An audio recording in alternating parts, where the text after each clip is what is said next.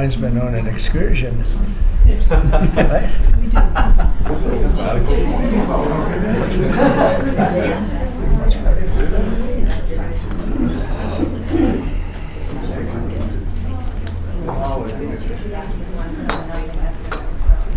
Hi, how are you?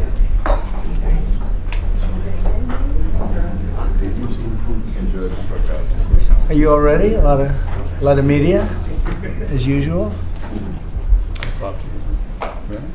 So thank you to the incredible members of my cabinet. They're doing a phenomenal job. Everybody pretty much agrees to that, including our newest member, Secretary of Homeland Security, Mark Wayne Mullen. Thank you, Mark.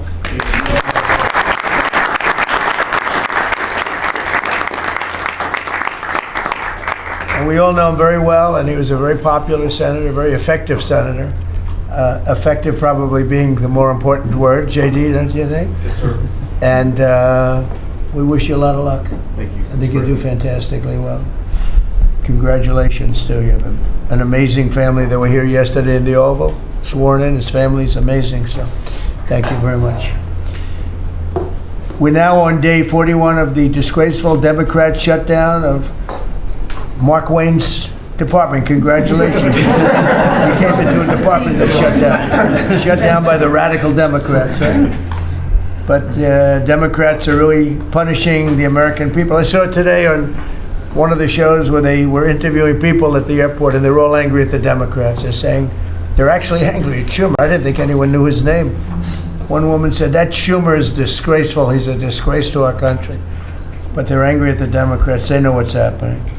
But they're punishing the American people, including travelers at airports, all in the quest to return to open borders and give amnesty to illegal alien criminals. They want to give amnesty to some of the criminals that came into our country. Just about all of them, actually, if you look at it. They love sanctuary cities, which is a sanctuary for criminals. They want to make sure they're taken care of. That's what we're fighting about. That's really what they're fighting. They don't talk about that, but that's what they're fighting about. They want to protect criminals. In many cases, 11,888 murders. Many of them, I will say, are gone now because of us. We got them out. But still have some left. Should have never happened, should have never been allowed to come into our country. But we're not going to let it happen. We're not going to let the Democrats get away with this stuff, and people are wise to them. So they need to end the shutdown immediately, or we'll have to take some very drastic measures. This morning I want to give an update on the Operation Epic Fury, which is an appropriate name because we are absolutely obliterating them.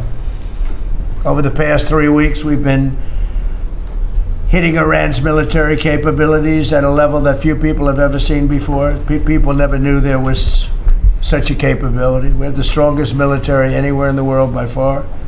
I built it during my first administration, and I used it during my second administration. Unfortunately, because I'd rather not have to use it.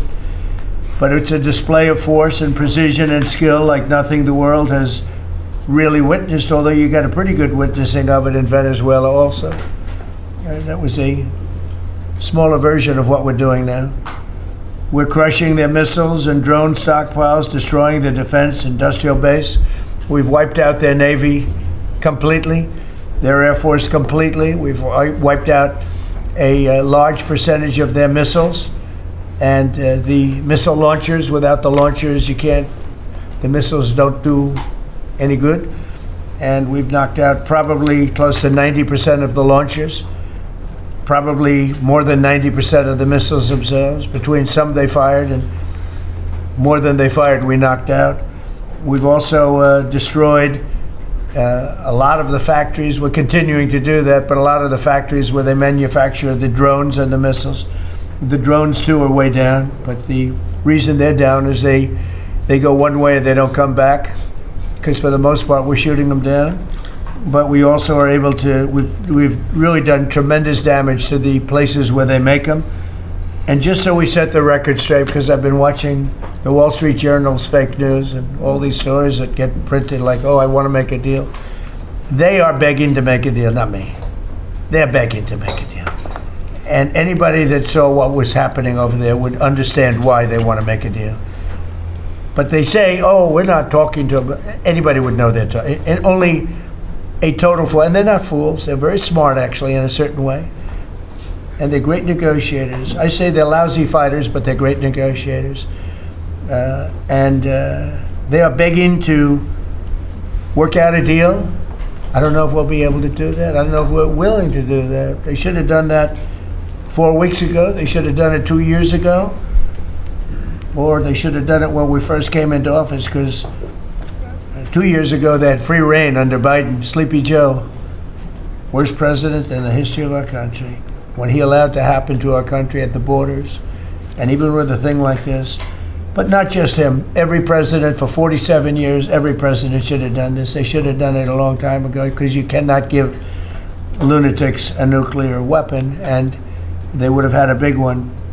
It stopped really when we did the B-2, but even before that, the Barack Hussein Obama, what he did where he gave them the Iran nuclear deal, gave them free will toward a nuclear weapon. Basically, he chose Iran over Israel and others that didn't want him to do it.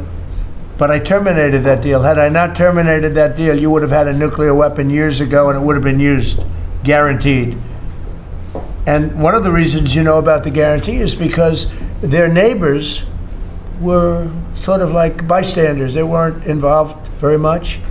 They didn't choose heavy sides. They didn't want to, because people were concerned with Iran. There was a big black cloud over the Middle East.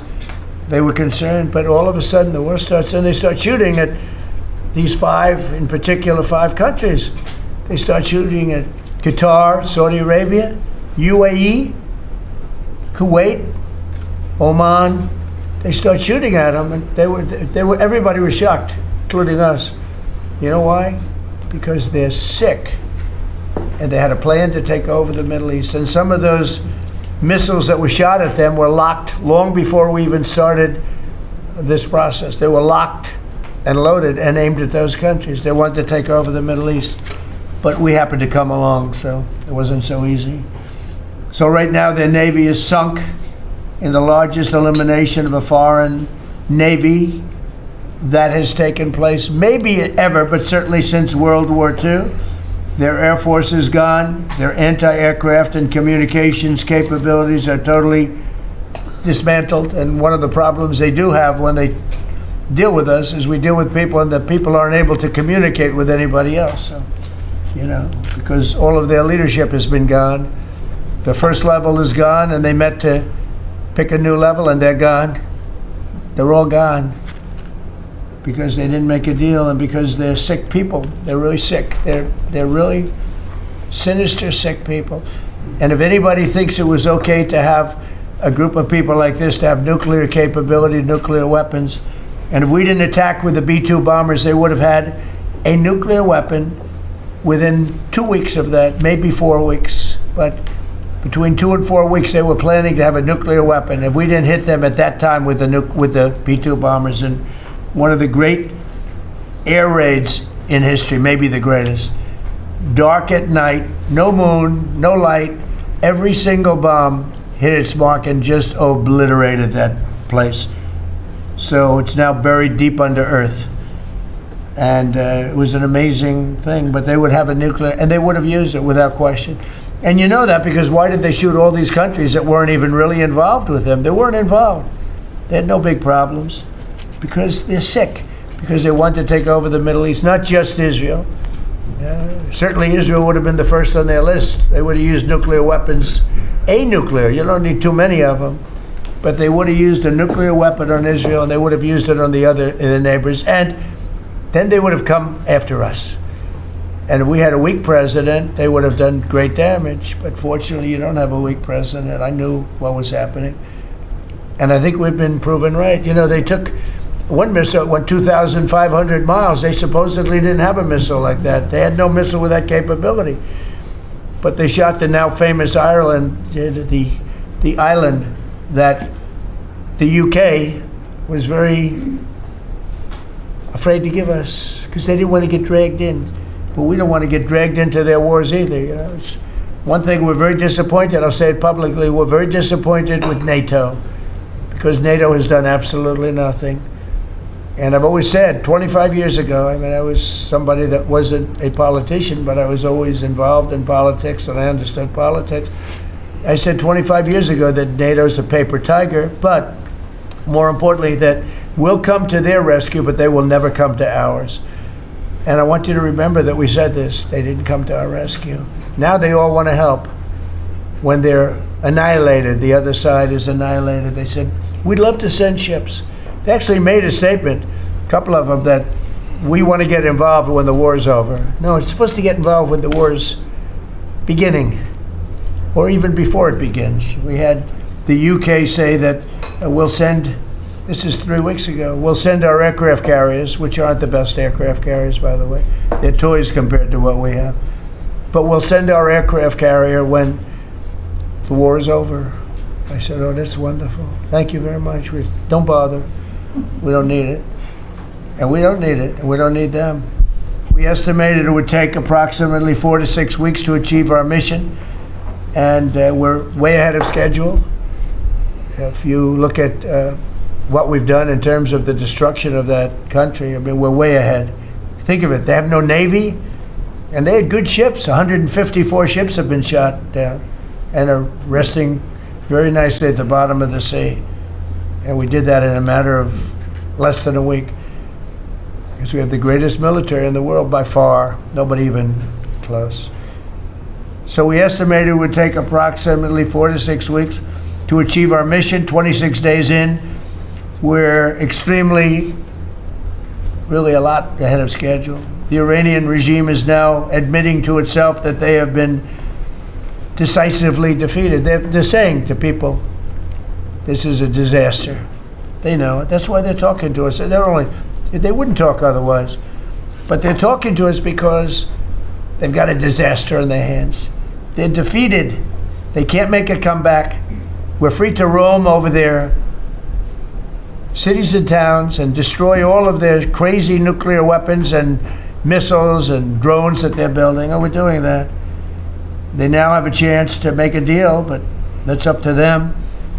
And they'll tell you, we're not negotiating. We will not negotiate. Of course they're negotiating. They've been obliterated. Who wouldn't negotiate? They are begging to make a deal. We'll see if we can make the right deal. And if they make the right deal, then the strait will open up. Hormuz Strait will open up. And even now, we don't know if there are any mines. You know, they have 22 they call mine droppers. Think of it, who would have 22 mine droppers? There's a boat that drops mines. Who has 22 mine droppers? Except for people with very evil intention. So every one of those mine droppers has been struck with the same weapon we used to stop drugs from coming into the United States of America. When we hit those boats, it's the exact same weapon, extremely effective. We have unlimited supplies and extremely effective. But they have no more mine droppers. By the way, speaking of drugs, we're 98% down drugs coming in by water, by the ocean, by the sea. 98%. And we're trying to find out who are the 2% because we think they're the bravest men anywhere in the world. Maybe women. But whoever's on those boats is very brave or doesn't watch television. But where drugs coming in by sea, coming in by water, are 98% down. And now we'll stop the drugs coming in by land. The land is the easy one. You had to stop the water. A lot of it came in through water. Now it's all pinched. And these people are trying to come in by land. And we will, that's it, that's the easy one. But we had to take care of the water first. Nobody's coming in. Virtually nothing is coming in anymore. It was hundreds of millions of dollars a week were coming in by water. But they now have the chance, that is Iran, to permanently abandon their nuclear ambitions and to chart a new path forward. We'll see if they want to do it. If they don't, we're their worst nightmare. In the meantime, we'll just keep blowing them away, unimpeded, unstopped. Well, there's not a thing they can do about it. They can't do anything about it, you know. I tell you, if they could, you'd be hearing about it. You'd be hearing about it. You don't hear anything about it. They can't shoot our jets. We have the best We have the best military equipment in the world, no, not even a contest. You see that with Venezuela. They had other equipment, they didn't have ours, it didn't work. Didn't work. Think of it, we did the situation in Venezuela, it was a great military operation, getting a very, very dangerous man who's killed a lot of people, forced people into our country. Incredible. He emptied his prisons in Venezuela, emptied his prisons into our country, and I hope that charge will be brought at some point, because that was a big charge that hasn't been brought yet. It should be brought. He emptied his prisons into our country and was a major purveyor of drugs coming into our country. And he's now been captured and, I guess be given a fair trial. But I would imagine there are other trials coming, because they've really sued him just in a fraction of the kind of things that he's done. Other cases are going to be brought, as you probably know. In the meantime, with Iran, we're going to keep doing what we've been doing, and nobody's a match for the United States, but they're not a match for the United States. It's small potatoes. That's why I'm so disappointed in NATO, because this was a test for NATO. This was a test. You can help us. You don't have to, but if you don't have, if you don't do that, we're going to remember. Just remember this in a number of months from now. Remember my statements. They have an expression, a great expression: never forget. You can never forget. So as we end threats to America abroad, we're focused here at home on building the greatest economy in the history of the world. Now, before this started, the Dow hit 50,000. The S&P hit 7,000. Both of those achievements were not achievable. Every one of you, most of you, I guess, said you'll never hit 50,000 during a 4-year period because it was too high a number. Well, we hit it in our first year. And I said, well, now we have to take an excursion to Iran, and we have to stop this maniac who's no longer with us. The supreme leader wasn't so supreme, no longer with us. It's very sad. But we have to stop him from blowing up the world, blowing up the Middle East, and blowing up our country, and we did that. And frankly, I thought the oil prices would go up more, and I thought the stock market would go down more. It hasn't been nearly as severe as I thought. I think they have confidence in maybe the American president and maybe the people sitting around this table. But Americans filing their taxes this year are receiving record-setting refunds. It's been a very big story. Well, it should be a big story. I don't think you write about it that much, but I speak about it. I speak about it because if I speak about it, at least people hear. You don't write about it. You don't write about the drug prices going down. It'll be going down 30, 40, 50, 60%, 70%. Favored nations, called most favored nations, we're going to be paying the lowest price anywhere in the world. Before we paid the highest price in the world, Bobby, right? And now we're going to pay the lowest price in the world. That's quite a difference. It's a difference of from 40 to 70 and 80 and even 90%. That's a pretty big difference.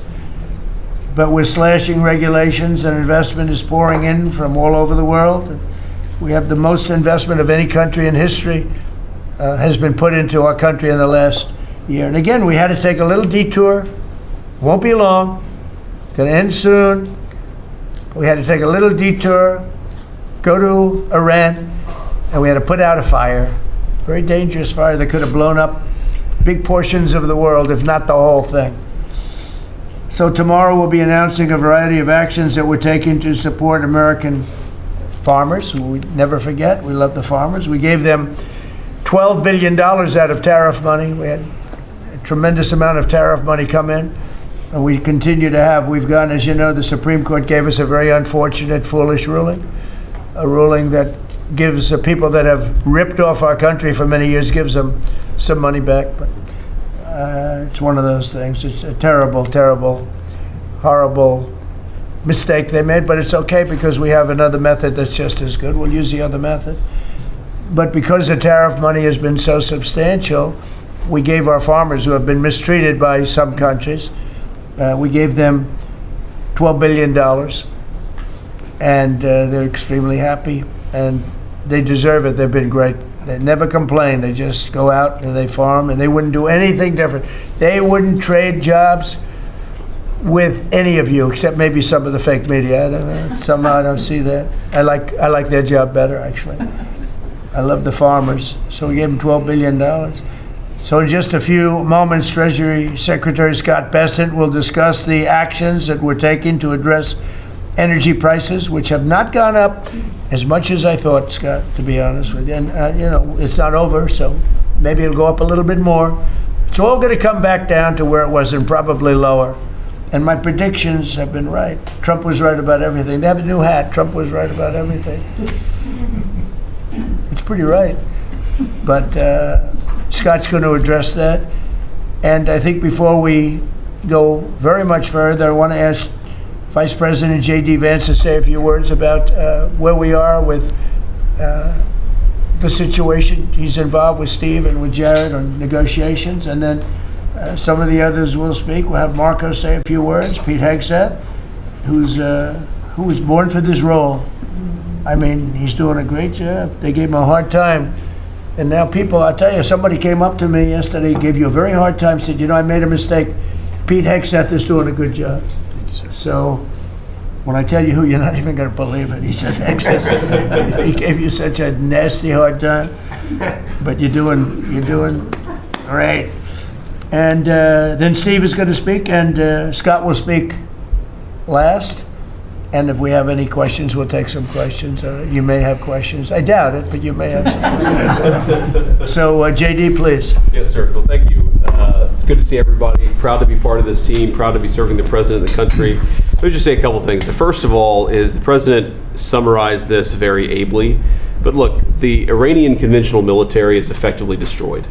They don't have a navy. They don't have the ability to hit us like they could have even a few weeks ago. And what that does is that gives us options, Mr. President. Now, there's been a lot of reporting about diplomatic options, about negotiations. There's, of course, Pete and his team. There are further military options. But what we have now that we didn't have when the president took over just a little over a year ago is the ability to use every tool at our disposal to ensure that Iran doesn't get a nuclear weapon. Because when I say options, I think it's important the American people know options for what? And it's options to ensure that Iran never has a nuclear weapon. You talk about people who walk into a crowded supermarket and have a vest on, and they blow up the vest and a couple of people get killed, and that's a terrible tragedy. What happens when what's on the vest is not something that can kill a couple of people, but can kill many, many tens of thousands of people? That is the most important American national security objective that exists for any administration at any time, is you don't want the worst people in the world to have a nuclear weapon. That's why the president is doing this. That's why the president cares so much about this particular issue. I'll let Steve talk a little bit about the details of the negotiation, but the last thing I'll say before I turn it over to Marco is I'm very mindful, of course, that we have a lot of folks overseas fighting very ably for the United States of America. I know Pete and the whole team, we're very proud of them, but they're fighting at a time where we are about to enter as Christians the most important week of the Christian calendar, the Holy Week that celebrates the return of Jesus Christ to Jerusalem. And so I want to say to all of my fellow American Christians, but particularly those serving in the Gulf, that I wish you all a very blessed Easter, a very blessed Holy Week, and we continue to stand behind you and continue to support you every step of the way. Thank you, sir. Thank you very much. Marco? The most important job any president has is to keep the American people safe. And every president says it, but we have a president that means it and does something about it. As the president outlined very clearly to the world on the night this operation began, Iran has been at war with the United States for 47 years. For 47 years, Iran has been killing Americans and attacking Americans across this planet. And other presidents had an opportunity to do something about it. And they all warned about how Iran was dangerous, but they refused to act. And this president's not someone that's going to refuse to act. He's not going to leave a danger like this in place. He's going to address it, and that is what he is doing. From the very first night of this operation, the president made it very clear. People like this, and now what I'm talking about is not the people of Iran. The people that run this country are radical Shia clerics. These are religious fanatics. Look what they are doing now. At their weakest point, this is the weakest Iran has ever been, and look at what they're doing. They're attacking embassies. They're attacking hotels. Imagine what these people would do if they had a nuclear weapon. That is an unacceptable risk for the world. By the way, the president's not just doing a favor to the United States and to our people. This is for the world. He defined very clearly on the first night of this operation what the goal was. We were going to destroy Iran's navy, and that is happening. We were going to, if it hasn't already happened, I'll let Pete speak to the specifics of it. We were going to destroy their missile launching capabilities. And we're well on our way to achieving that goal. We were going to destroy the factory so they couldn't make more missiles and more drones. And that is moving forward. Every single objective the president clearly laid out on the first night of this operation is being effectuated. Again, Pete will speak to the specifics of it. This has been an incredibly successful operation. Every day, it may not get covered because, you know, we're unlike them. We're not bombing embassies and hotels. We're hitting military targets. But every day, the Department of War lets the drummer get wicked over every portion of Iran that has these military capabilities, and the results are going to bear fruit for the world. The world is going to be a safer and a better place when President Trump's mission here is achieved. And frankly, I think countries around the world, even those that are out there complaining about this a little bit, should actually be grateful that the United States has a president that's willing to confront a threat like this and not allow it to continue to persist. Because these people will kill as many Americans as they have a chance to do, and if they have a nuclear weapon, as the Vice President pointed out, they could kill millions of Americans in the future. And that is a risk that was not going to continue to exist as long as we had this president. Thank you, Marco. You know, it's very interesting because yesterday I was watching, is it Anthony Blinken? And he was saying that they should have done it. But they didn't do it. Nobody did it. Nobody did it. For 47 years, Marco, that's the number, 47. I guess now it's 48, because we've been saying 47 for a long time. It's probably 48. But for 47, 48 years, every president should have done this. And some are saying now that they made a big mistake in not doing it, but we're taking care of business. Steve Woodcock, please. Honor to be a member of the cabinet and to report to you and your team on our negotiations with Iran. Mr. President, you directed Jared and I to pursue a diplomatic resolution with Iran prior to Operation Epic Fury, which we did. However, it became quite clear during these meetings with the Iranian negotiating team that we could not make a deal that fulfilled your objectives of the following: no enrichment whatsoever, no chance of weaponizing whatsoever, decommissioning of Fordow, Natanz, and Esfahan, which you destroyed in Operation Midnight Hammer, no stockpiling of any material, which they flagrantly violated, turning all enriched material over to us, and a cutback in Iran's missile inventory and range capability of those same missiles. Throughout our meetings with the Iranians, we heard the following from them. The Iranians have the inalienable right to enrich. Then we heard they possessed enough 60% enriched material, 460 kilograms, to make 11 atomic bombs. Finally, we heard the following statement. They would not give up diplomatically what we could not win militarily. In other words, they were again miscalculating the success of Midnight Hammer, which was a total success. These are incontrovertible signs, among many other signs, sir, that their regime had not given their negotiating team authority to make a deal required by you. We conferred with you and all the other members of your foreign policy team, Susie Wiles, Pete Hegseth, the chairman, Marco Rubio, JD, Scott Bessent, Chris Wright, John Radcliffe, throughout all of these negotiations, and we were repeatedly rebuffed on everything we asked for. I have no doubt that we exhausted all efforts on behalf of a peaceful resolution, as you directed. Jared and I both agreed that the Iranians were there to buy time until a weaker president arrived. This was a flawed strategy, as your clear direction was to never allow Iran to obtain a nuclear weapon today or any time in the future. Against that backdrop and our compelling military successes in Epic Fury, we have had multiple reach-outs from the region and others who want to play a role in ending this conflict peacefully. I can report to you today that we have, along with your foreign policy team, presented a 15-point action list that forms the framework for a peace deal. This has been circulated through the Pakistani government, acting as the mediator. And this has resulted in strong and positive messaging in talks, as you just indicated to the press. But these are sensitive diplomatic discussions, and you have directed us to maintain confidentiality on the specific terms and not negotiate through the news media as others do. I can say this: we will see where things lead, and if we can convince Iran that this is the inflection point with no good alternatives for them, other than more death and destruction. We have strong signs that this is a possibility, and if a deal happens, it will be great for the country of Iran, for the entire region, and the world at large. Your policy of peace through strength is the most effective tool for a diplomatic resolution here, just as this policy was an effective tool in each and every one of all of the other conflicts you settled in your first year.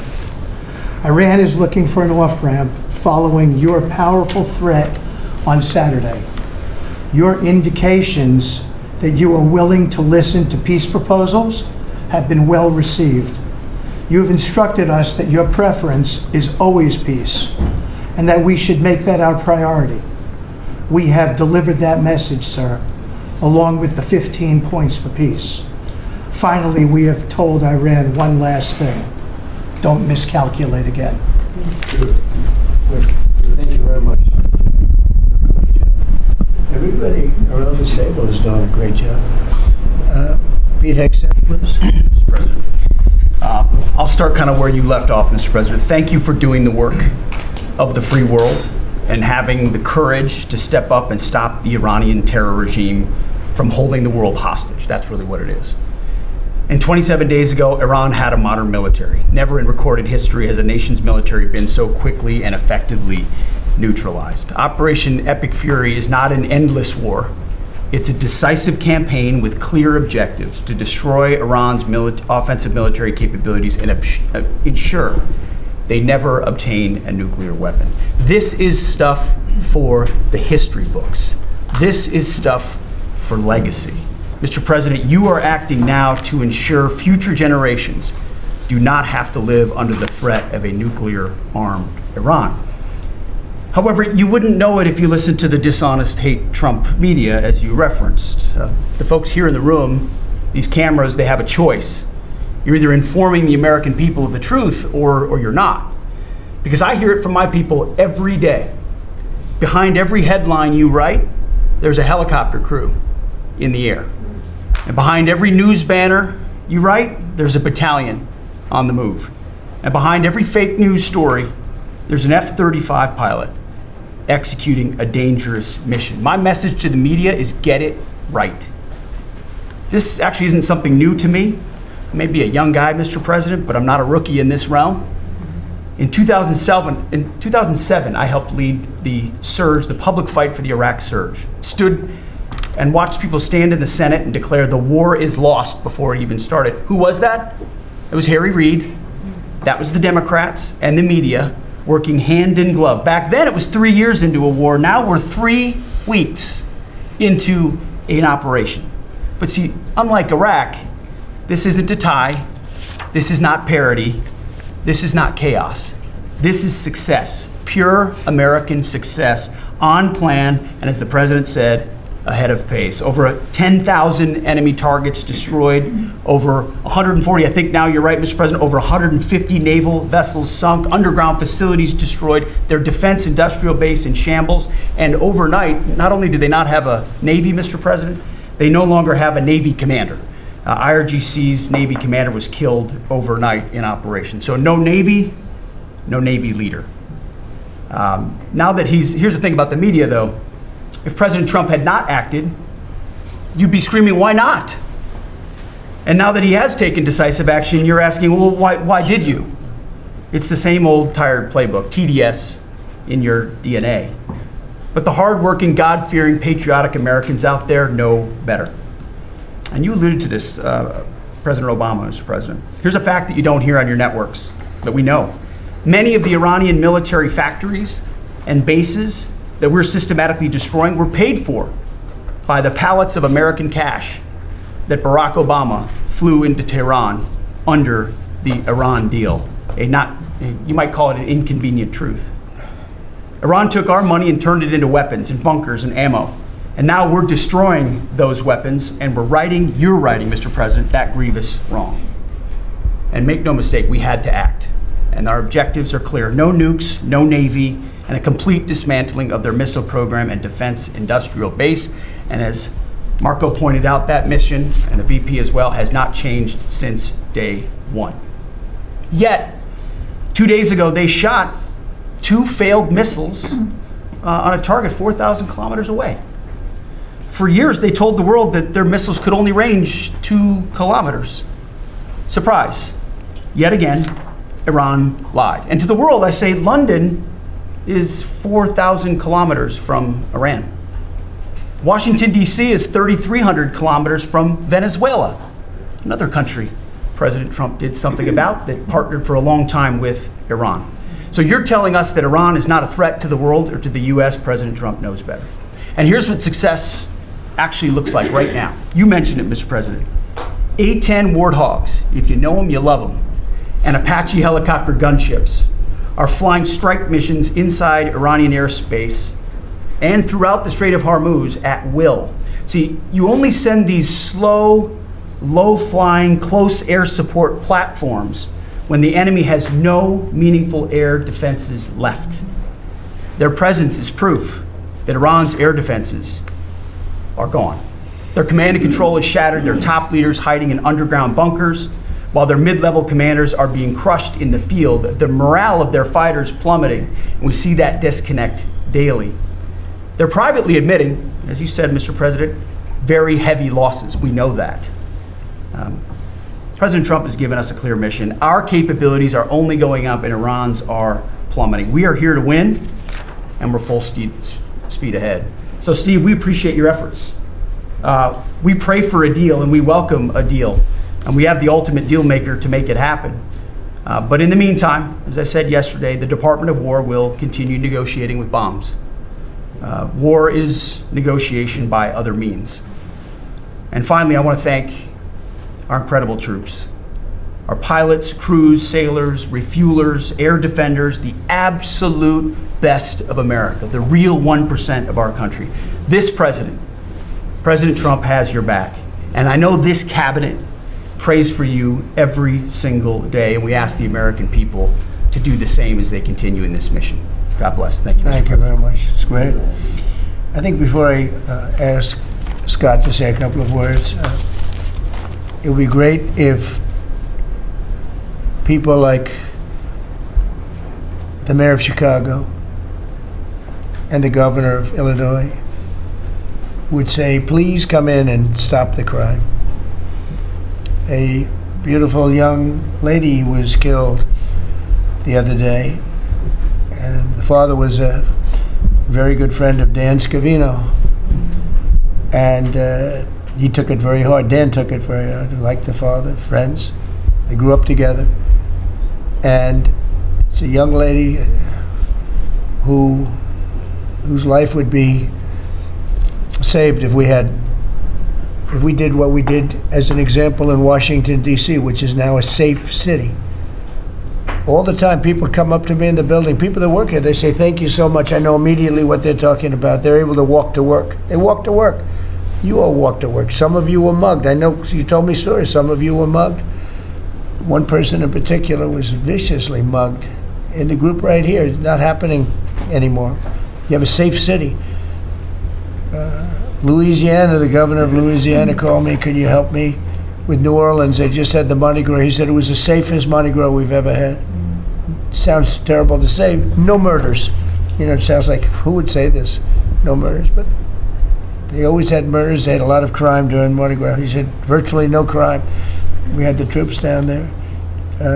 Memphis, Tennessee, I just got back. We were there. Crime is down 75%. in a short period of time. We're there 5 months. We could do that for Chicago. We could do that for New York. We could do that for LA. And we could do that for, frankly, San Francisco. I know they have a mayor who's trying very hard. He's a Democrat, but he's trying very hard. But we can do it much more effectively because he can't do what we do. He can't take people out from the city and bring them back to the country from where they came, where they were in prisons. They were allowed to go in prisons.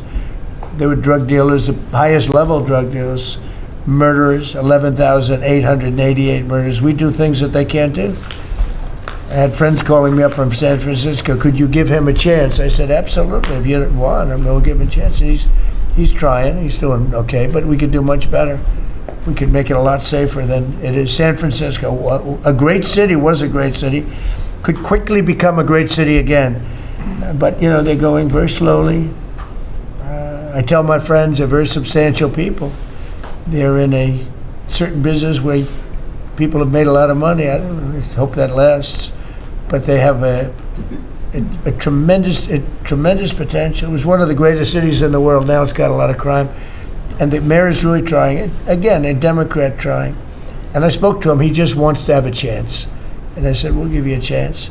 But we can solve it very quickly. This young lady would be around today if we were around, because we have nobody coming through our border. I mean, literally for 9 months, it's zero. It's hard to believe that number can be possible because millions of people came in through Biden. But nobody even tries. We don't have the caravans of thousands, 25, 30,000 people pouring into our border.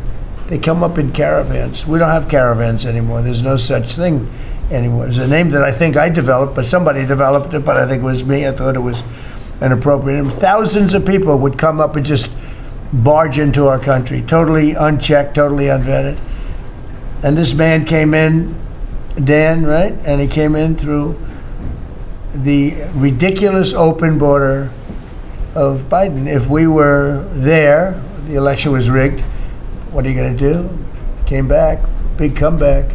But if we were there, we wouldn't have had people coming through. It's amazing. It's so easy now because everyone knows they're not getting through. We don't have any caravans. Once they know that, when it was easy to come through. When I heard that they had an open border policy, I said, boy, this is going to be, I couldn't believe it. But when it was actually, it dawned on me because I had built 1,000 miles of wall and we were finishing up some and he didn't want to finish it up. I said, they really do want to have an open border.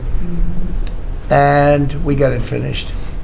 But that young lady would be alive today. And she'd be alive for another reason, because we would have the National Guard in Chicago and in New York and in other places. And they love doing it. It's like training, to be honest. It's actually training. I never want to take them out of D.C. I mean, maybe somebody later on will do it, but I never want to take. People, they say, we feel so good, we feel so safe. We see these beautiful, strong people, and they're so nice. They help. They open the doors for people. They carry bags. They pick up paper when they see paper on the ground. I looked at D.C. last night. I drove to make a speech, and I drove through, and I said, take me this way, take me that way. The city's clean. The fences are down. You don't have homeless all over your parks. I mean, we had parks. There was no room for anything else other than homeless. It's all clean and nice. And it'll be even more beautiful in a year from now. And we have some projects that are great. This ballroom is going to be something that's so beautiful for the city, so desperately needed by presidents. I mean, now it's no secret the military wanted it more than anybody. It was supposed to be secret, but it became unsecret because of people that are really unpatriotic saying things. But doesn't matter. Doesn't matter. It's going to be great. We're building an arc, a triumphal arc, which will be incredible for the city. Incredible. We're fixing up what was the Kennedy Center. I was honored when the board changed the name a little bit. Actually, it shows that the Republican and the Democrats, they work together. It's really something we work together. So I think it's a great symbol, actually. But we're doing a lot of work. That building is ready to fall down. It's in terrible shape. We're closing it. We're going to open it with a bang, and less than 2 years. It'll come in under budget, ahead of schedule. That's what I do. It won't be like the Federal Reserve that's costing $4 billion or something thereabouts. Think of it, $4 billion. You know, it's amazing. I said to the group before, I said, everything I do, I get sued. I build under budget, ahead of schedule. I get sued over a ballroom that's going to be the most beautiful ballroom in the country, so desperately needed. You won't have to have tents sitting on the wet White House lawn. If it rains, you get wiped out, to honor the president of China or the president of France or the president of somewhere. You can have the greatest.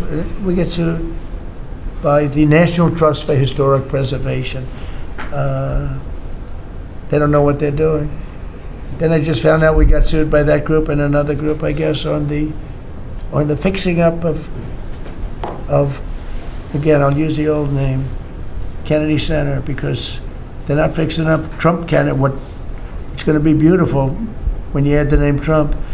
But we got sued, and all I'm doing is fixing it up. We're fixing broken marble. We're putting on a roof because it leaks like a sieve. We're fixing steel that's broken. It's the same building, same exact building. We're fixing it. It's going to be beautiful. It's going to be so beautiful and safe. It's actually unsafe. You had some of those columns on the outside that were painted a fake gold. Now we painted them a beautiful white color, beautiful cream white. It's beautiful. Everyone said it's so much more beautiful now. Instead of a cheap, you can't imitate gold. See, I'm a gold person. It's all real stuff. You can't imitate it. Someday they'll discover a paint that will look like gold, and the guy's going to be the richest man in the world. But you can't imitate real gold. It just doesn't. That's 24 karat, which is what this building deserves. But think of it. I get sued because I'm fixing up the Trump Kennedy Center. We're going to make it gorgeous and safe. We're fixing new windows, new this, but just all fix up. I got sued by preservationists. But you know who they didn't sue? The man that took this beautiful Federal Reserve building. That's small, much smaller than the hotel I built. I built the Waldorf Astoria Hotel down the road. And it was a beautiful job for $201 million. It's bigger, I think, than the Federal Reserve building. And it's got rooms and bathrooms, and it's not like just an open office space, which is much cheaper to build. Think of this. I hear he's going to be over $4 billion for a little building. He doesn't get sued by anybody but me. I sue because it's either somebody's very crooked, which has to be, because what happened to all that money? You can't sue. I would have done that building for $25 million. It's going to cost maybe $4 billion, and we have a great new person coming in to take over the Fed. And Kevin may not ever have an office.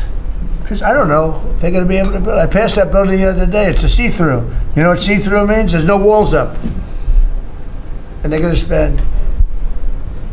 But the National Trust for Historic Preservation, which is a joke, by the way, they didn't sue that building. They didn't sue anybody. But they sue me, and I build. And by the way, my buildings, it's all donations. Rich people and people are putting up the money. Zero taxpayer dollars. Is that right, Scott? Zero taxpayer dollars. This stuff is all done for free, and I get sued.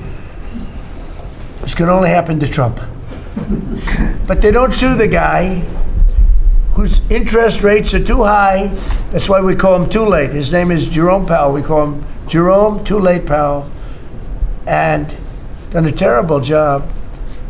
He suffers from Trump derangement syndrome, as he probably should, because I hit him pretty hard. But so I don't blame him. But they don't sue a man who has taken this gorgeous building, ripped it down from the inside, taking ceilings that are as beautiful as you've ever seen, taking the ceilings down instead of leaving them, taking walls down that were 2 feet thick of solid concrete and plaster, replacing them with 6-inch walls with no insulation. I said, let me ask you, are you going to put insulation in? No, it's not in the budget. Oh. Insulation costs $5. Now you're going to hear the guy next door. If he's next door to me, I'll be able to hear his military plan. I'll know exactly. If Lutnick is in there, I'll say, oh, I know exactly what Lutnick's got planned. It's the craziest thing I've ever seen. They've ripped this gorgeous building apart, and you can never build it again. I could, but it costs a lot of money. But a normal person can never build. So you're going to have crummy little walls, a flat little ceiling eventually, but right now you don't have anything. And nobody sues this guy. And then when Jeanine Pirro, working with Pam and others, has the courage to sue to find out what happened to maybe $4 billion and a building that may never be occupied by Kevin Warsh. He may never get there. We're going to have to find him some space in the White House. We'll put him in the basement of the ballroom. But when, now think of it, when Jeanine Pirro and Pam and the group, when they bring a suit, it's like, oh, this terrible thing. And then we have a judge that attacks us. So we've got to get our priorities straight. You know, it's a very sad thing that's happened with the Fed. And then just one other thing very quickly, you have Gavin Newsom in California Railroad. That's 100 times over budget. It's out of control. It was supposed to go from the middle of San Francisco to the middle of LA. Well, now it stops way short of both. It now goes into areas that nobody ever heard of. It's billions and billions of dollars over budget, years and years, maybe decades late. And that's why we have a country that has a lot of problems. You know, we have incompetent people. It's all people. Think of this: Federal Reserve. I would have had that building done for $25 million. I would, if I did it. If it was up to somebody else, would have done it for more. So maybe 50. But you could have done that building if it was properly done and planned. You would have done that building for, I would have done it for $25 million, and it would be better. It would be better. See this pen right here? This pen is an interesting example. It's the same thing. So this pen is very inexpensive, but it writes well. I like it. But I can't have the pen the way it was. You know what it is. I don't want to give too much publicity, but they do treat me well. Sharpie. So I came here, they have $1,000 pens. And you know, you hand pens out, you're signing and you hand them out, you're handing them to all these people. Sometimes you have 30, 40 people. And they were $1,000 a piece. Beautiful pen, ballpoint. 1,000, it was gold, silver, gorgeous. But I'm handing out to kids that don't even know what they're, what is this, mommy? It's kids. They're getting a pen for $1,000. They have no idea what it is. And I feel guilty because I'm like, you know, I'm by nature, I don't, you know, it's the government. I love the government like I love myself economically. I want to save money. So I'm saying, this is crazy. And it had another problem. They didn't write well. So I take it out and I sign and there's no ink. And I got all you people looking and you're saying, there must be something wrong with Trump. And I'm signing and there's no ink in the pen and it costs $1,000. This one I called the guy. I said, I'd like to use your pen, but I can't have a gray thing with a big S on it saying Sharpie. As I'm signing a $1 trillion airplane contract to buy brand new fighter jets, brand new B-2 bombers, of which we just ordered plenty. I can't do that with the press. Use your pen, but I like the pen the best, but I'll sign it. I could do like Biden did, you know? Give it to somebody else to sign, or an auto pen, or maybe sign it separately in another room, but I can't use your pen. He said, well, I can make it nicer. I said, what can you do? He said, I'll paint it black. I said, that's nice. And I can even paint the White House on it, sir, if you like, in gold. Almost real gold, not bad. And I can even do your signature, sir. And by the way, this was not staged. I just saw the pen sitting there, and I thought that this is an example of how $25 million spent by me at the Federal Reserve Building would be a better job than $4 billion that they're spending. And you know, one of the things that Kevin Warsh told me, he said they ripped down the nicest building. I don't know what building they're talking about. They ripped down a building, Scott, right? Kevin Warsh said it's the most beautiful building in Washington. He said the most beautiful space. They ripped it down. Why did they do that? I don't know. Do you know what he's talking about? Is it true? Yes, sir. They ripped it down. We have a moron at the Fed. Who wouldn't be lowering interest rates right now? But I want to thank Janine Pirro and Pam and her group for having the courage to bring this suit. And I believe that the contractor on that job is probably one of the richest men in the country right now. I believe that it's not possible to spend that kind of money. 3 billion, 4 billion, nobody knows, nobody has any idea what it is. But it's over 3 billion, and it's probably going to be over 4 billion by the time they finish. And it may never get finished. Unless I take it over, I'll get it finished. But it can never be what it was. It's never going to have those beautiful ceilings. It's never going to have those incredible walls. The walls were 1.5 feet thick of solid masonry. They ripped them down for no reason. And I just gave you the story. And just to finish on this one, so I told that story to somebody that said, yeah, but it's not the same thing. I said, you're right. This one is better. It writes. So the guy said to me, you don't have to pay me, sir. I'll give them to you for nothing. I said, no, I don't want that. Let me pay you. I want to pay you. No, sir, you don't have to. You're the President of the United States. He was shocked. The head of Sharpie gets a call. I don't even know who the hell he is. He said, is this really the President? He said, no, you don't have to pay me, sir. This is such an honor. I said, nope, I want to pay you. And he said, what would you like to pay? I said, how about $5 a pen? He said, that's all right, whatever the hell we agreed to. Peanuts. As opposed to 1,000. And these were $1,000 pens. And we were giving them out. Sometimes, you were there for signings. I'd have 30, 40 people standing behind me. I'd give out 40 pens to people. Then somebody would say, could I have a couple extra? This way I go like this. Here, you want 5? Here, take 5. But the bottom line is, they're better pens. It's a business story. So for $5, could be 0, but for $5, I get a much better pen than for $1,000. And I can hand them out, and actually they become hot as a pistol, so what can I tell you? Yeah. With that, could I give it to, please, a man who's done a great job at Treasury, Scott? Good luck, Scott. Well, sir, as always, you're a tough act to follow, but that is very illustrated. Your economic leadership has made our military mission possible. Mr. President, national security, as you always say, is economic security. Your leadership has shown the American people that there is no prosperity without security. That our mighty military on one side, but the U.S. economic strength is fighting off this evil regime. The Iranians believe they are fighting a two-front war. It is the military war that our great warriors are prosecuting, but on the other side, they are trying to take control of the global economy through a choke point that we believe does not exist and that we will overcome. Your historic Operation Epic Fury seized a generational opportunity to demolish a regime that has coordinated over 4 decades of global terror and claimed thousands of American lives. Many people, especially the Democrats, underestimate the will of the American people for short-term volatility for 50 years of safety that we are going to have on the other side of this. And I believe energy prices will be lower, inflation will be lower before we had the appearance of security, which is not real security.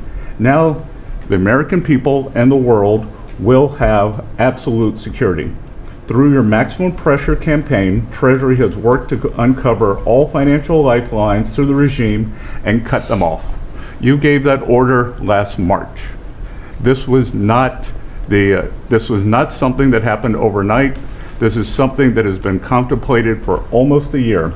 The Iranian financial system collapsed in December. We have systematically weakened Iran's ability to fund operations and procure weapons, and that required months of preparations. Threats to American national security have no place in the global economic system. The oil market is well supplied. We have taken actions to ensure oil supplies stranded at sea are made available to the global market. Your bold actions like the Development Finance Corporation's Maritime Reinsurance Program in conjunction with Central Command will soon provide shippers through the Gulf region with a level of security we have never seen before. Mr. President, We are starting to see more and more movement in and out of the Gulf today, and this is more than yesterday, and this is the beginning. I am confident that shipping traffic will continue to increase on a daily basis even before we secure the straits. Turning to the home front, the U.S. economy remains strong. We had a strong economy thanks to you. We are the best insulated in the world thanks to your energy efforts in term 1 and term 2. The U.S. is an energy superpower. American workers' purchasing power is finally being restored. The latest figures indicate robust real compensation increases.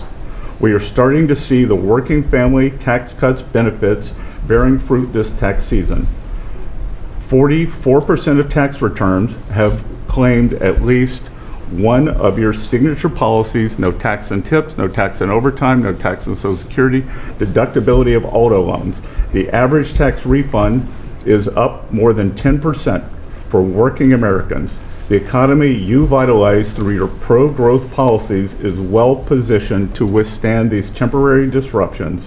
The United States dollar has reasserted itself as a safe haven asset. The US dollar has appreciated since the hostilities began because everyone knows, thanks to your efforts, the US economy is the best position in the world and capital is flowing in. Efforts to reprioritize economic security are ensuring the United States remains secure, resilient, and prepared for the challenges ahead. As we approach the 250th anniversary, America will never be safer and more secure militarily and economically. Thank you. I just want to ask you a question. Is this guy central casting? I'm looking at him. I'm in Treasury. He might not be so good for war. I don't know. Pretty good. No, I'm looking pretty good too. I'm looking at this guy. He's central casting. Even the glasses are perfect. Where do you get those glasses? I think I'm going to get glasses like that. That's beautiful. Great job. That's really good. No, he's done a great job, and you all have. Proud of you all. Do you have any questions? Yes, Mr. President, are you going to go in for the uranium? Like, how do you secure Iran and... Let's assume I was or I wasn't. Why would I ever answer a question? Can you accomplish your What goals kind of a without it? question? Am I going to go in for the... Oh, yeah, I'm going in. We're going in tomorrow at 3 o'clock. How could you possibly ask a question like that and expect an answer? I don't know. But I don't know. I think you're a friendly person, too. It's just such a ridiculous question. Mr. President, yes, Mr. President. Please. Thank you, Mr. President. There's been a report that potentially the U.S. is looking at diverting some munitions, air defenses that were meant for Ukraine to the Middle East. Is there any accuracy to that? Is that something you're considering? Well, I'd have to ask you, but we do that all the time. You know, we have tremendous amounts of ammunition. We have them in other countries, like in Germany and all over Europe. We have, you know, we're packed. And sometimes we take from one and we use for another. We helped Ukraine. Biden started, and he gave $350 billion away. Too much, way too much. And we sell it now to NATO. We sell it to NATO, and they probably give it to Ukraine. Mostly, I think they give it to Ukraine. But we get paid for everything that we give. We don't give anything anymore. It's a tough situation, that whole Ukraine situation. Very, very tough. We're working very hard on getting that one solved. It doesn't have any impact on us, virtually nothing. In fact, if anything, I mean, we sell a lot of equipment for that unfortunate war. 25,000 people died last month, 25,000, mostly soldiers. Some in the towns, but for the most part soldiers. They're dying. Nobody's seen anything like it since World War II. It's a terrible situation, and hopefully that's going to get settled. You know, I settled 8 wars. And many of them, I think, were more difficult than this one. In theory, they were more difficult, but there's tremendous hatred between President Putin and President Zelensky. Tremendous hatred. I've seen it before, but I've never seen it maybe to this extent. And I think that's calming down a little bit, and I think we have a chance of getting it done. But it doesn't affect us. Thousands of miles away. That's why when I heard the head of Germany say, this is not our war, about Iran, I said, well, Ukraine's not our war. We helped, but Ukraine's not our war. I thought it was a very inappropriate statement to make. But he made it. You can't erase it. But he felt that way. I said, well, Ukraine's not our war. And it's not, but I would like to see all those young people stop being killed. I mean, they're being killed. It's like a slaughterhouse. What's happening there is horrible. 25,000 on our last 2 months ago was 31,000 people died in 1 month, Marco, right? I said, it's getting crazy. It's getting worse. Think of it, 31,000 soldiers, both Russian and Ukraine, died 2 months ago, 25,000 last month. And if I can solve that, it would be a great honor to do it. I wish it could have gone faster. I solved other ones in 1 day that have been going for 32 years. We stopped one that was starting, it was already started. India and Pakistan, and the Prime Minister of Pakistan, a very fine gentleman, said President Trump solved something that was going to cost 10 million lives. That was going to cost a lot of lives, 2 nuclear nations. And those were complicated, but we got them done quickly. This one is, it's a shame. And the only reason I'm doing it, frankly, is because I want to stop death. I want to stop the death from happening. I think I'm going to go with a man that I've missed, Brian. I haven't seen you in a long time. I miss you. He's been in a very strange location. I don't know. He's had a strange thing happen. But anyway, go ahead, Brian. Well, good to see you too. Actually, good to see the entire cabinet doing one. Good to see you too. You talked about gas prices coming down. Yeah. Obviously, they will. But would you ever consider suspending the federal gas tax in order to kind of temporarily alleviate some? Well, some people should do that. As an example, in California, every time prices go down, his prices go up because the gas tax is bigger than the tax itself, bigger than the product itself. It hasn't. I mean, we've thought about it, I guess, but honestly, when I did this, I knew it was going to be a little bit. We had the greatest economy ever. We had the greatest stock market in history. I said, we're going to take a little bit of a hit, a short-term hit. It's going to end up going much higher than it was, in my opinion. I said we're going to have a great stock market. Nobody thought we could get to 50,000 or 7,000 in the respective indices. Nobody thought that was going to happen, but it did in the first year. They said it couldn't happen in 4 years, that you wouldn't hit 50 in 4 years, but you could maybe get close. We hit it in the first year. And I said, this is a good time to solve a problem that you had to solve. And that's what I did. But the gas tax, people have talked about it. It's something we have in our pocket if we think it's necessary. And if I can follow real quickly, you just recently took off, Secretary Duffy, 17,000 truckers off the road that quite frankly could not speak English, which is a safety issue. Yeah.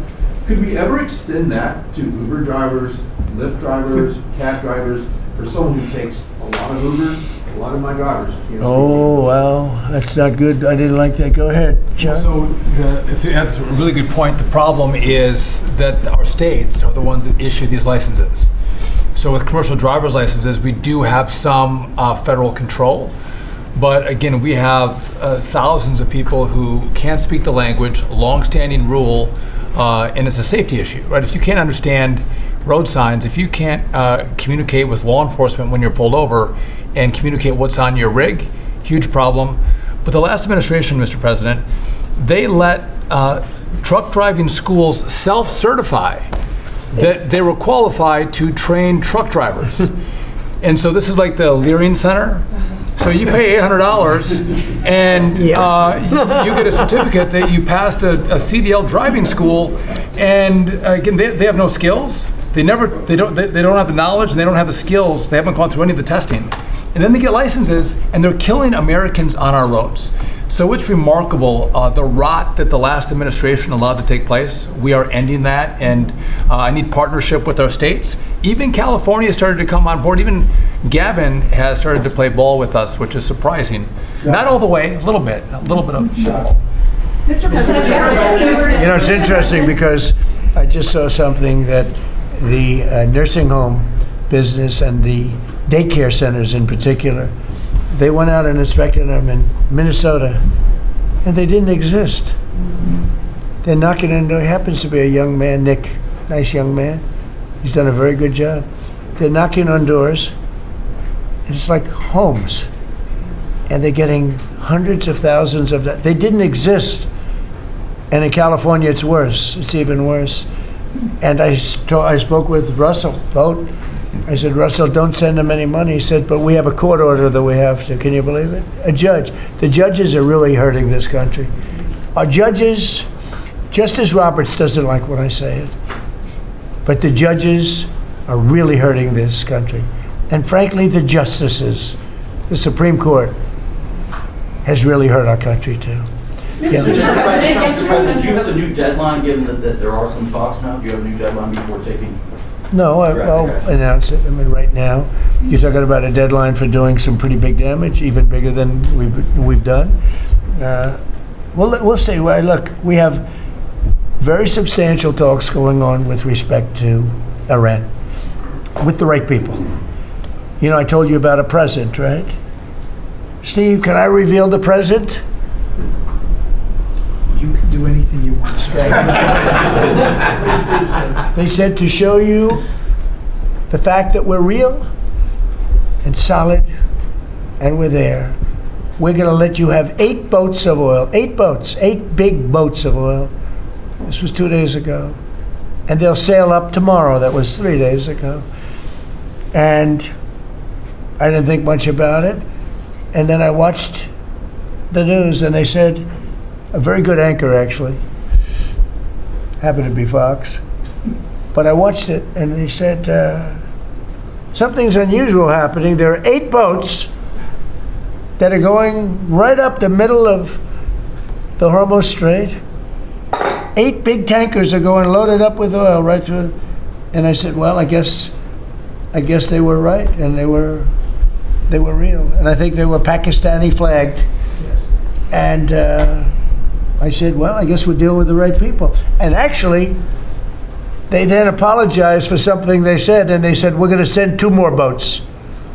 And it ended up being 10 boats. All right. I hope I haven't screwed up your negotiations, but I thought it was appropriate to say, because I did taunt you the other day by saying they're going to give us a present. There were 2 illegal immigrants who were arrested at San Francisco airport for ignoring deportation orders. At the same time, as you highlighted, really great reception from American travelers for ICE agents. Is there a PR aspect of this that can allow future deportations to go on with less protesting, less outrage? Yeah, it's amazing, because by putting ICE there, look, the press was very unfair to ICE. So was everyone else. These are great American patriots. They have a tough job. They have to find murderers and take them out of our country. I wouldn't want to do it. You wouldn't want to do it. Most people wouldn't want to do it. They do it. And, 11,888 murderers. And that's murderers. That's not drug dealers. That's not lots of other things. It's not people from mental institutions. Entire jail populations were released from major countries and let into our country through the open border. And ICE has done an amazing job. I wouldn't want that job. It's a tough job, dangerous job. So what happens is, by putting them at the airport, and I did say, do me a favor, take off your masks, and they did. For that, not for when they're looking for some, cold-blooded killers and they're in the net, but for that, and they did. They took them off. And the passengers, I see the interviews of people, they're saying, these are nice people. One person said, he's a very strong man, but he's a nice guy. He grabbed my bag. He helped a woman with a bag that she couldn't lift. And I'll tell you, I don't want to use the word rehab because there was nothing to rehab, but rehab from the press, because the press is so tough on them. And these crooks in Minnesota, these crooked politicians and dirty cops. They're dirty cops, they're dirty politicians. Waltz is a dirty, crooked politician. The Attorney General is a crooked guy. He's no investigations, and I hope JD's going to do a great job. He's in charge of it now with somebody who's very talented. But I think it's easy stuff. They say $19 billion, think of it, is missing. $19 billion. If we would solve half of the fraud problem, Pam, in this country, we would have more than a balanced budget. We'd have a surplus. And in the case of Minnesota, it's very Somalia oriented. Think of it, these people come from a crooked country, disgusting country, one of the worst countries in the world. Acknowledged to be one of the worst countries in the world. Some people say it's the worst. They have no money, they have nothing.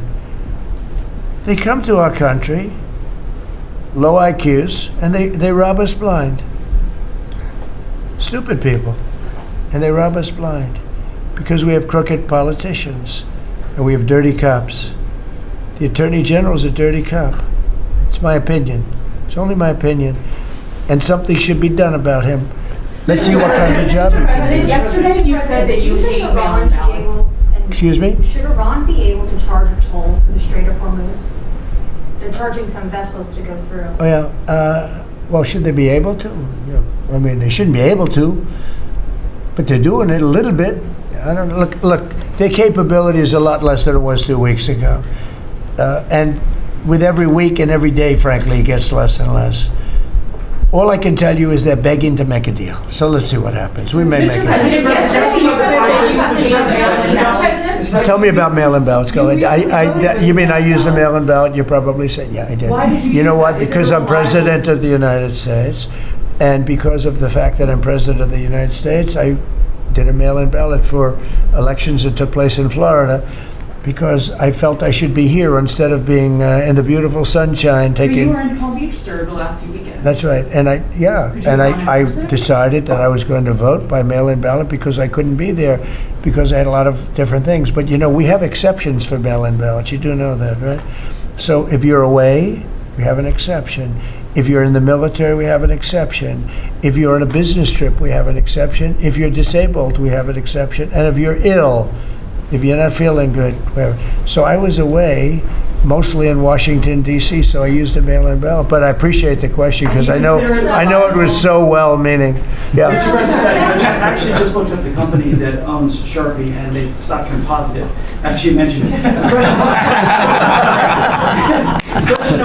By the way, they deserve it. Yeah, question It's a good product. So you gave a 5-day deadline. With oil tankers going through the Strait of Hormuz, is that a condition to move that 5-day deadline? Well, we don't want anything impeded. We want ships to go through. We don't know that they've dropped any mines, by the way, because we blew up all their mine droppers, right? We blew up every one of them. They're going to have to take them out on a rowboat or something. I don't know how the hell they get out there, but we don't really know. You might speak to it. We don't know. There could be a few of them out there, but that's a lot. You know, if you have $1 billion ship and you get hit by a mine, it's not the greatest thing in the world. So if you think, the problem with that's not like you've decimated the military.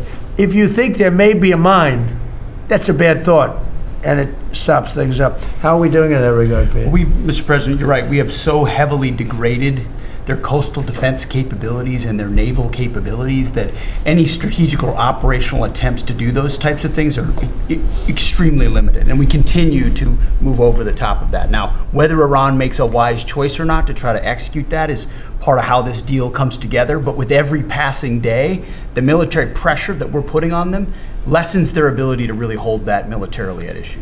I mean, the problem with the issue of the Hormuz Straits is this: we've decimated them as a military.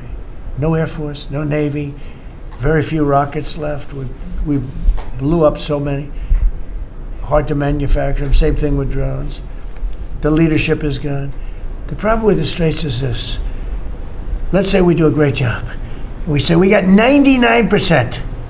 1% is unacceptable, because 1% is a missile going into the hull of a ship that cost $1 billion, right? So 1% is we can't. If we do a 99% decimation, that's no good.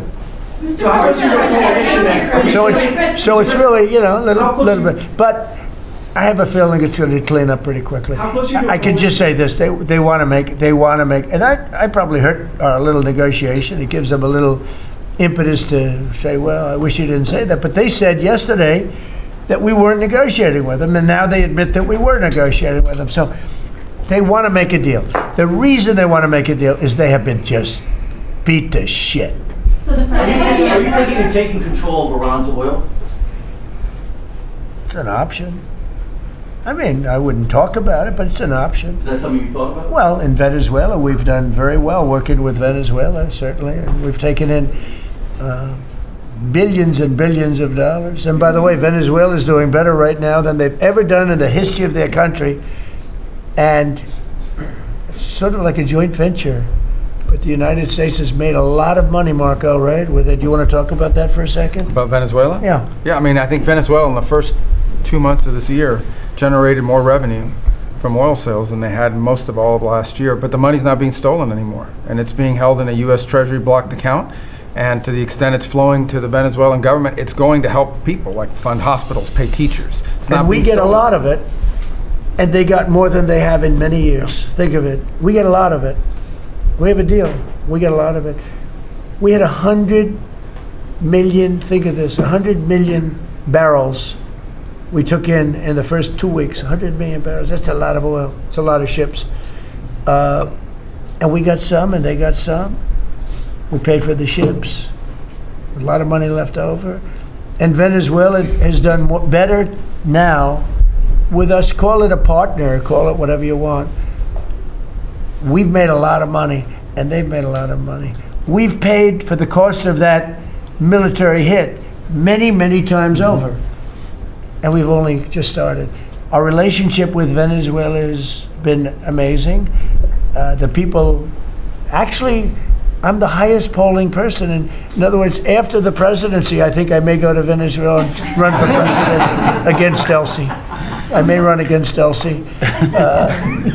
It's an option. No, they like me in Venezuela, but it's an option for me. It's a wonderful option. Yes, sir. There's some reports that Gulf allies are concerned about winding down the war too soon and potentially leaving Iran. Well, they'd probably like us to stay, but the concern if we don't stay, look, it's a beautiful thing about airplanes that go 2,000 miles an hour is you can get back there very quickly.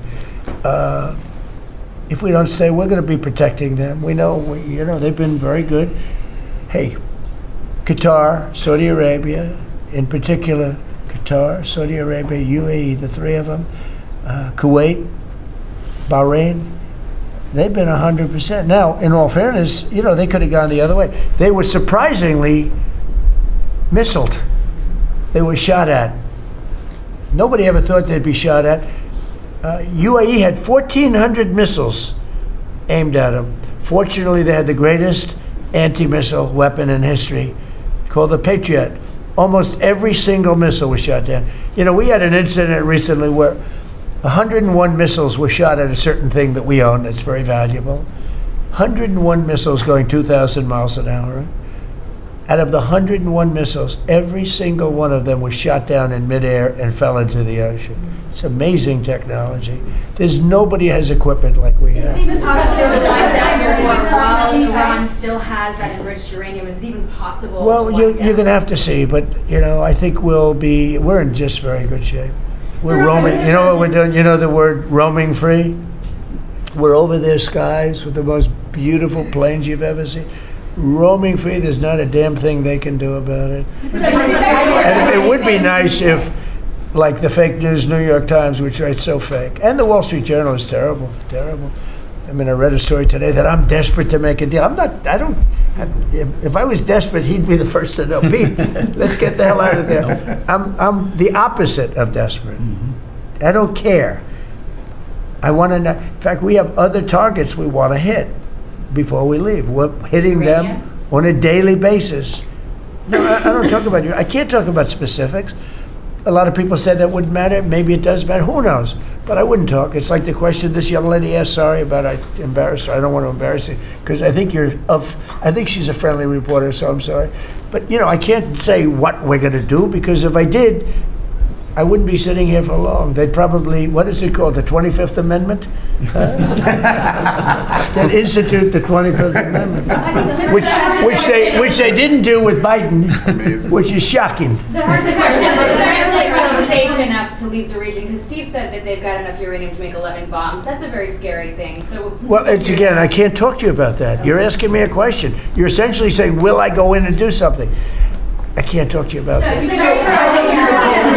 President, we're looking at coalition of ships to help, warships to help Yeah. protect tankers. How close are you to getting that coalition? Well, we have a coalition for them, but they should have been up here a long time ago. And you know, they're affected. The amazing thing is we don't need the Hormuz Strait. We don't need it. We don't need it at all. We have so much oil. Our country is not affected by this. We have twice the amount of oil as Saudi Arabia or Russia, and soon it'll be 3 times the amount. Chris, do you want to speak to that for a second?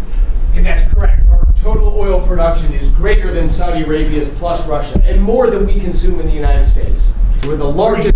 Pretty Yeah, good. pretty You know, nuts. you know what they call it?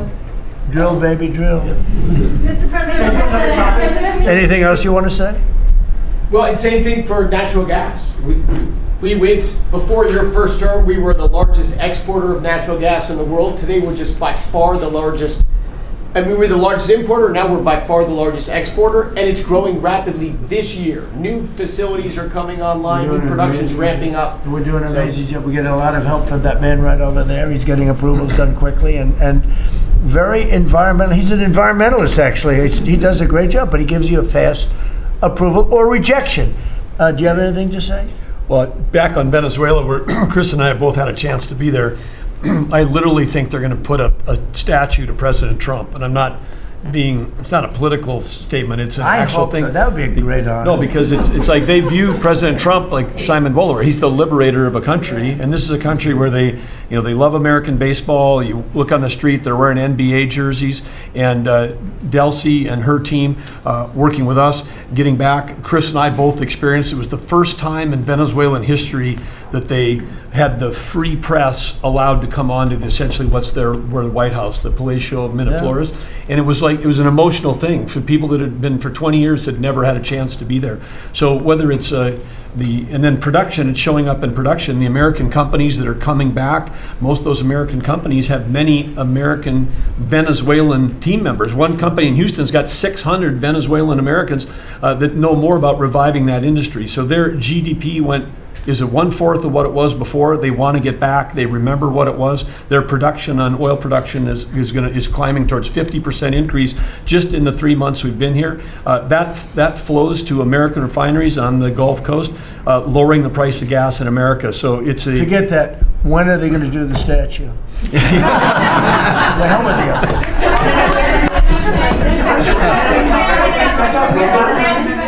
Thank you. You've been really honest about how disappointed you are in Sir Keir Starmer, particularly in relation to Iran. So I'm curious about your phone calls with him, how easy they might be. And also, were you surprised by... Are we talking about Starmer? Yes. And are you surprised by how weak... I think he's a lovely man. I do. I think he's a lovely man. But I think he did something that was shocking. He didn't want to help us. And maybe in particular that country, we were the longest bond, the longest ally. Australia too. Australia was not great.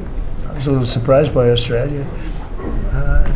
I wouldn't say anybody was great other than the 5 countries in the Middle East.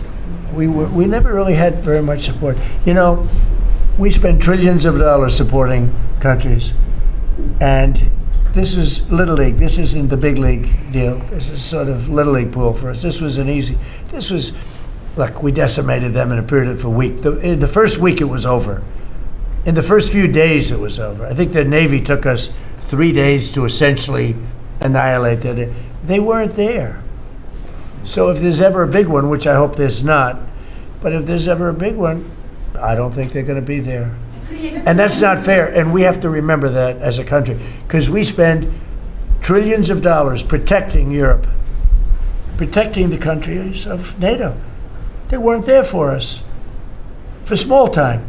This is small time. You know what? Venezuela is a big deal, but it's not the big one. They weren't there. So what makes you think they'd be there if we needed them for something? And your prime minister was not there, as you know. He was there after we won. He said, we'd like to send some ships. I said, we already won. We don't need them anymore. But can you explain why he was reluctant to help? Why what? Why he was reluctant to help with Iran? He didn't have to. I didn't ask him. I just said, just tell me no. I mean, we're always going to be there, or at least we were. I don't know about anymore, to be honest with you. I have to be honest. We were always there when they needed help. We always would have been there when they needed help. I mean, think of it. We're there to protect Europe from Russia. In theory, it doesn't affect us. We have an ocean, big, fat, beautiful ocean. But we're there to protect NATO, to protect them from Russia. But they're not there to protect us. It's ridiculous. It doesn't make sense. I tell you, a lot of people were big NATO people. I was never big. I was okay. I got them to pay 5%. By the way, they haven't paid it yet. You know that. You know, I got them to pay 5% from 2% to 5%. They didn't pay it yet. I got them to pay up to 2% because they weren't paying the 2%. Then I got them to pay 5%, which they should be at. And we had a lot of, oh, that was great, great. Oh, only Trump could do it. But the problem is they haven't paid. Because if you look at the numbers, they haven't paid yet. So we were there for them, but they were not there for us. Did we need them? No. I never thought we needed them. I was more doing a test. I said, I really would love to have you come up. Bring your boats.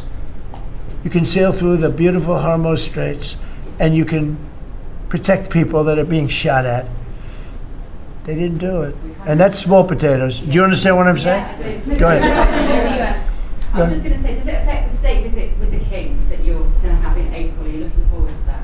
With the King? With the King No. coming here? No, he's a friend of mine. He's a great gentleman.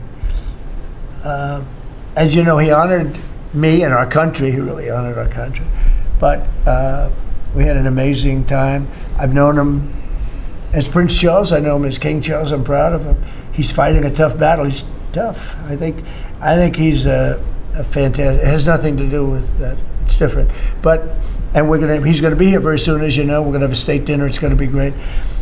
But I was very disappointed when the Prime Minister said, I won't be able to. It started with the island that the indigenous have claimed away from your country. And for some reason, you went for it. And all of a sudden, indigenous people that never saw the place, they never saw it. He was afraid that we would do something to insult, because he's a liberal. That's the way they think. Mr. President, And when we needed the island to land that beautiful B-2 bomber, we were told we can't use it. We'd have to fly back to Missouri, which is a 17-hour flight, as opposed to a couple of hours. And I said, you gotta be kidding. Not good. They made a big mistake. Mr. President, is the Friday deadline for Iran, is that pushed back now, or, and if not? I don't know yet. I don't know. Mr. Witkoff and JD and Jared will tell me whether or not they think it's going along. And if it's not going along, maybe not. And we have a lot of time. You know what? It's a day. In Trump time, a day, you know what it is? That's an eternity.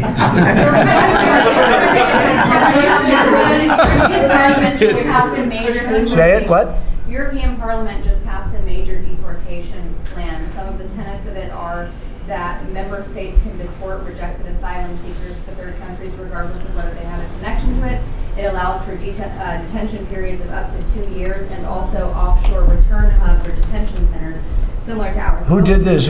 Which country? European Parliament, and the vote was not close. It was 389 in Good. favor to 208 against. I'd vote with them, yeah. Europe is where you are now. Do you think that will move the needle with Democrats? I don't care about the Democrats. The Democrats hate our country. The Democrats are in chaos right now. And they have no common sense. You know, they have one quality that's amazing. They stick together. And it's harder because they stick together in a ridiculous policy like men playing in women's sports, open borders for everybody, including murderers and anybody else that want it. We're open to you. Come in, murderers. You know why they do that? They do that for a couple of reasons, but they do it for votes because they think they're going to vote for the Democrats. Even though I did great with the Hispanic vote, tremendous with the Hispanic vote. You know, I turned that whole thing around. The Hispanics like me and I like them. And you know, it's interesting with the Hispanics. When I built the wall, everybody said, oh, that's going to ruin us for the Hispanic. It was just the opposite. They know all about immigration and they know all about death and crime, and they're smart people and they have common sense. They wanted to be protected from the people that were coming into our country. So, you know, I won the election with a very tremendous Hispanic vote, and I think it's higher now than it was then. So, We're a party of common sense. The Democrats are a party of insanity. They're a party that will destroy our country. If I didn't win this election, I believe our country would have been destroyed by now. 1 year, that's all it would have taken. If you had Kamala or Sleepy Joe, either one, it wouldn't have mattered. They're the same thing. Two sleepy people, two stupid people. I believe, and by the way, Gavin Newsom, who is one of the candidates, I believe he took himself out of the running when he says he suffers from mental disability. And a reporter said it was terrible that I talked that way about somebody with mental disability. I said, I have no problem with it, but I don't want a person with mental disability to be my president. I mean, you don't want to have a person with mental disability being your president. And Gavin Newsom said that he can't read a speech. He can't do almost anything. And then he said he's as dumb as all the people in the room. And he got accused of being a racist, which was an amazing set. I thought it was the worst interview I've ever seen anybody give. He's actually a very stupid person. So I believe he's out of the running. I think that statement, that interview, he admitted that he's a stupid person. I don't want a stupid person being president. You know, I'll say it right now. I say it because no press never reports it. I'm the only president that ever took a cognitive test. I took it 3 times. It's actually a very hard test for a lot of people. It wasn't hard for me, but it's a cognitive test. It starts off with an easy question, and by the time you get to the middle, it gets tougher. By the time you get to the end, very few people can answer those questions. They get very tough, mathematical equations and things. I took it 3 times. I aced it all 3 times in front of numerous doctors that I have no idea who they are. And I was told when I went in, they said, Doc Ronnie told me this. My current doctors were fantastic doctors. They said, well, if you take it, you know, it's Walter Reed. It's essentially a public hospital. And if you do badly, it's probably going to get out. But I aced it. I got them all right. And one doctor said, I've never seen anybody get them all right. I've been doing the test for 20 years. I want people, I would love to see anybody that's a president or a vice president or anybody that has any chance of being a president, I would like to see them take a cognitive test, because we had a man in this office that had no clue what was happening. And let me give you a little secret. He wasn't a smart man 30 years ago. And I'll tell you about President Obama. He wasn't a smart man either. I know all about him. He wasn't a smart man, highly overrated. He was a great divider. And our country can't go through that anymore. Can't go through. We have done an amazing job. I had to do a little stopover. I call it an excursion.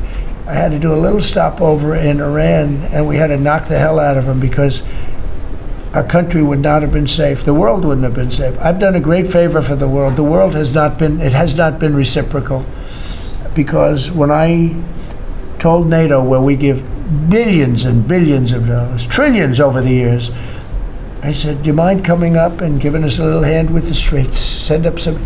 They didn't want to get involved. And I believe that's going to cost them dearly. Thank you very much, everybody. Thank you.